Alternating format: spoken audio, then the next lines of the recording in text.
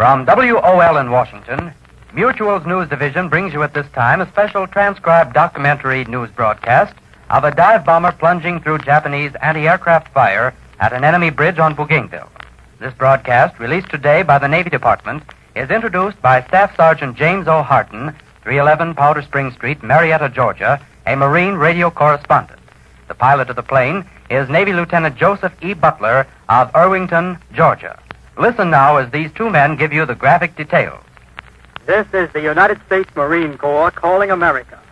We are speaking to you now from a mobile broadcasting studio within the American lands adjacent to the Piva bomber field at the Empress Augusta Bay area of Bougainville in the northern Solomon. From this bomber field, the Marine Corps and Navy send wave upon wave of torpedo and dive bombers against the enemy stronghold of Rabaul on New Britain Island, some 200 miles away, and against Japanese positions here on Bougainville. This studio is only about 1,000 yards from the Japanese lines in this Empress Augusta Bay sector. Today, Navy pilot Lieutenant Joseph E. Butler of Irvington, Georgia, is flying a dive bomber on a lone strafing and bombing mission against Japanese positions on Bougainville.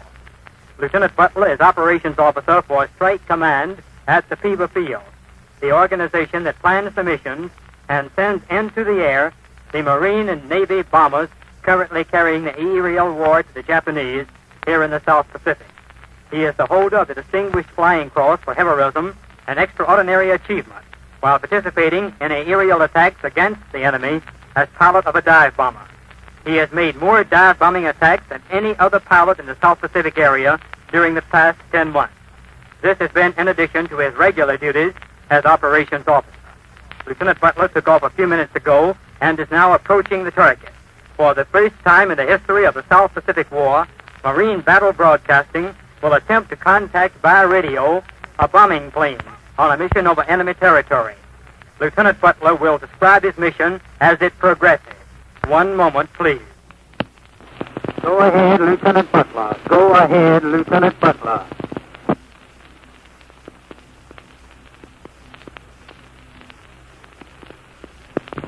Come in, please, Lieutenant Butler, and go ahead.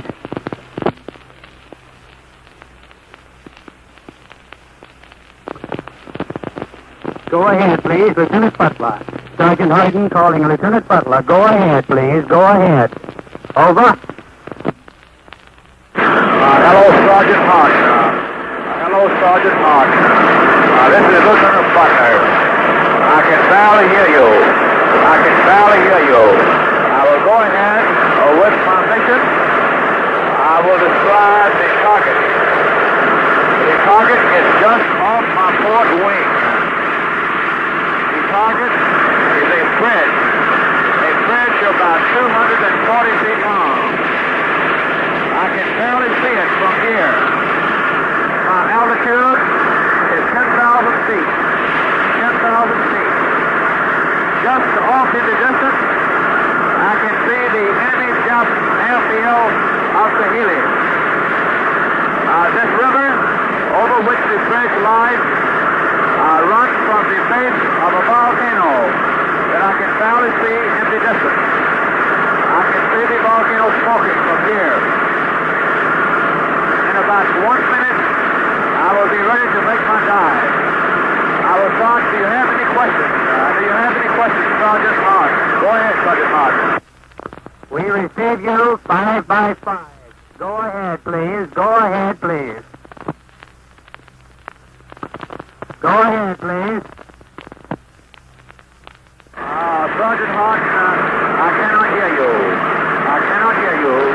So I will go ahead and try to give you a description of this attack. I see the enemy aircraft position at the end of the bridge. They are beginning to fire. They are beginning to fire. I'm coming on my target now.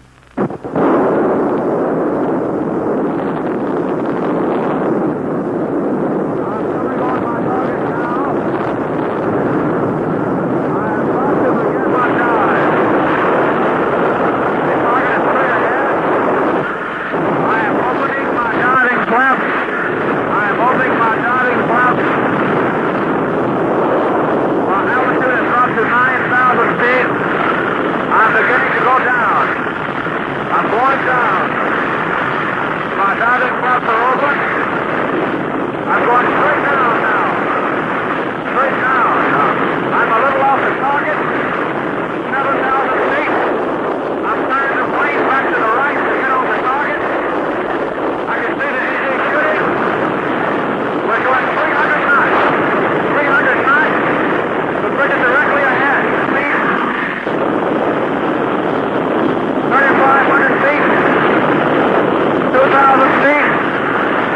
target directly ahead. 1,000 feet. I'm fixing to release now. I'm going to release.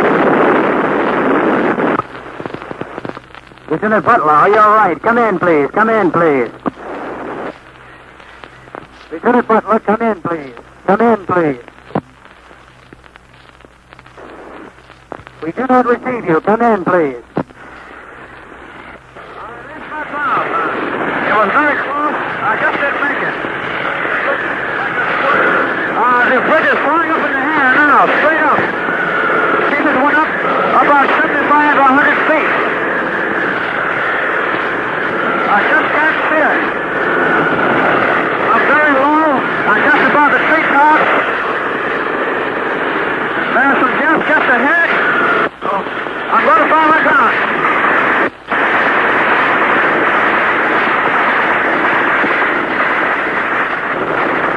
They're firing back.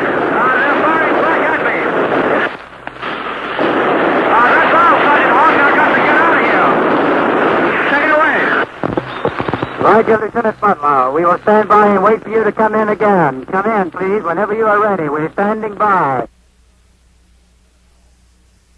This broadcast is being resumed after an interruption during which we were unable to contact Lieutenant Butler. He went off the air while engaging in gunfire with the Japanese. However, his plane returned safely to base just a minute ago, and he is now standing by my side in our mobile radio studio. Lieutenant, you had us worried there for a few minutes, during which we had no radio contact with you. What happened? Sergeant Hardin, I was doing 300 miles an hour going straight down. The Japs were shooting at me. I had one hand on the controls, the other hand on the bomb release.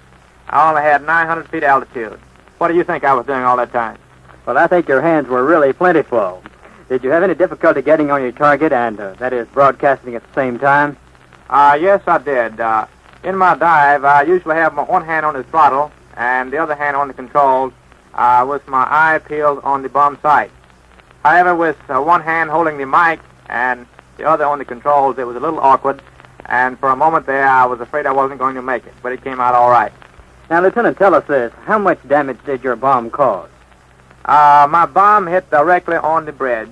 I came out so low that after I came out and looked back, I could see the bridge over my head. It was still in the air. It was approximately 200 feet. If I remember correctly, I told you on the radio that it was only about 100 feet, but it was around 200 feet. I see. Did you notice much Jap activity in the area you hit? Yes, there was activity on both sides. We have been hitting this target for some time. We have lost 2 planes by gunfire over this same target just a few days ago. It seems that the Japs are amassing equipment and supplies in this area for a kind of push on our beachhead that we're holding here at Torquay. Now, Lieutenant, how did it feel to make the first on-the-scene broadcast of a dive-bombing mission ever to be attempted in this area? Sergeant, it felt like I needed exactly 3 more hands. I see what you mean. However, there's one request I'd like to make. I wish you would send a copy of this record to Tokyo so that it'll be played on the 0 hour and by Radio Tokyo for the entertainment of the Japanese people, and I hope they enjoy it. Well, thank you, Lieutenant, and we'll certainly try to carry out your request there. Thank you very much. So long. So long. We wish you many more successful bombing missions over enemy territory here in the South Pacific, Lieutenant. For the first time in the history of radio broadcasting here in the South Pacific War, Marine Battle Broadcasting has succeeded in contacting a dive bomber on a mission over Japanese-held territory. Lieutenant Joseph E. Butler, a Navy dive bomber pilot of Irwinton, Georgia, described his attack as he carried it out over Japanese-occupied Bougainville. Lieutenant Butler is operations officer for Strike Command here at the Piva Bomber Field. This broadcast was presented through Marine Aviation's Public Relations Section for the South Pacific.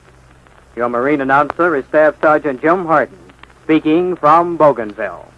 We return you now to America. You have just heard an actual story of a dive-bombing attack on an enemy position on Bougainville by a Navy dive bomber pilot as it was released this evening by the Navy Department. His words were transcribed exactly as they came over the air. The pilot of the plane was Lieutenant Joseph E. Butler of the United States Navy, and the radio correspondent was Staff Sergeant James O. Hardin of the United States Marine Corps. This broadcast, a Mutual News Division feature, was heard through the facilities of station WOL in Washington, D.C.